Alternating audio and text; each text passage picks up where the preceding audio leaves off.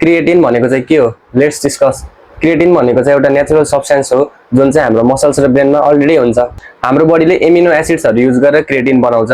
क्रिएटिनले हाम्रो मसलमा quick energy दिने help गर्छ, जसले गर्दा चाहिँ हामीलाई हाई इन्टेन्सिटी वर्कआउटहरू गर्दा चाहिँ थोरै सहज हुन्छ। क्रिएटिनले हाम्रो बडीमा काम चाहिँ कसरी गर्छ त? जब हामीले हेभी वर्कआउट वा स्प्रिन्टिङ गरेको हुन्छौँ त्यो बेला चाहिँ हाम्रो बडीलाई इनर्जी चाहिन्छ, जुन चाहिँ हामीले एटिपीबाट पाउने हो।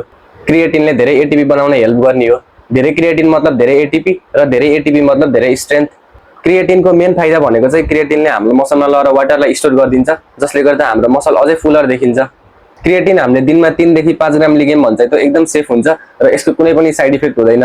र क्रिएटिनको कमन मिथ्सहरू चाहिँ हेयर फल, किडनी ड्यामेज अथवा यसलाई चाहिँ बडी बिल्डरहरूले मात्र युज गर्छन् हो। क्रिएटिनले चाहिँ हेयर फल प्रमोट गर्दैन र यसलाई किन ड्यामेज गर्छ किन भनिएको भन्दा हाम्रो मसलले चाहिँ त्यति बेला वाटर रिटेन्सन गरेको हुन्छ, जसले गर्दा हाम्रो बडीमा चाहिँ वाटरको कमी हुन्छ। यदि हामीले चाहिँ 3 देखि 4 लिटर पानी खायौँ भने चाहिँ हाम्रो किडनीमा केही पनि प्रब्लम आउँदैन। र क्रिएटिनलाई चाहिँ ओलम्पिक एथलिट्स, फुटबलर्सहरूले पनि युज गर्छन्। इन सर्ट क्रिएटिन चाहिँ एउटा नेचुरल सब्स्टेन्स हो जसको कुनै पनि साइड इफेक्ट हुँदैन।